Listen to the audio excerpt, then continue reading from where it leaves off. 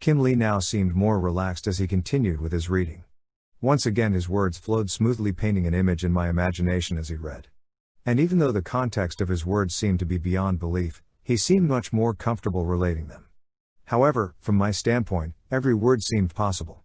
Even something that just a short time ago, I would have dismissed as a delusion or a fantasy. Was it the many similarities? I'm not sure. But the more he read, the more connected I felt to events that happened over 400 years ago.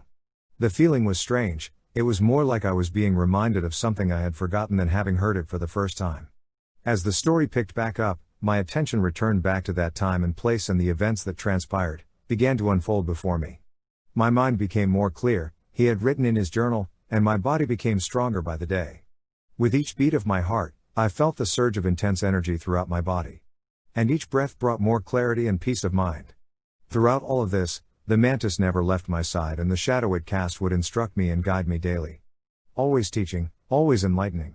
I was able to master new skills on my first attempt, and a feeling of confidence overpowered me. The fear and pain I once struggled with were gone.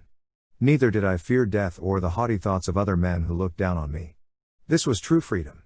I could act without any restraint, and never again would I allow fear to control my destiny.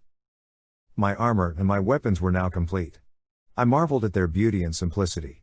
My head was covered with a dark cloak with an opening for my eyes.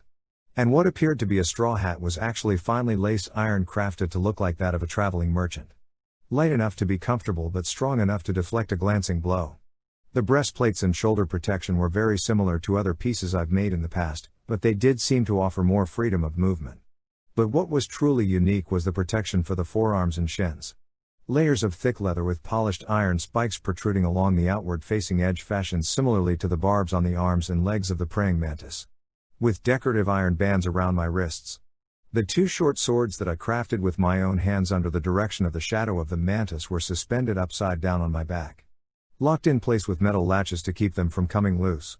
Reaching back, grabbing hold of the latch, I was able to release the swords from their housings with a short downward and forward pull.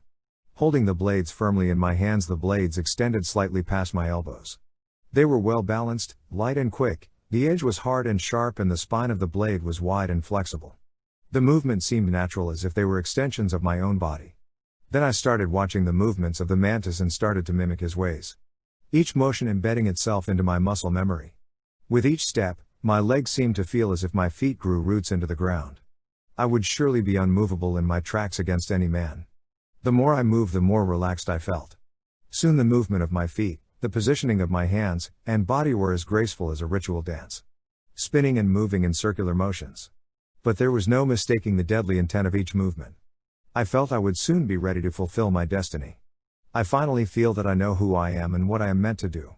And without fail, I will do whatever I must to serve justice.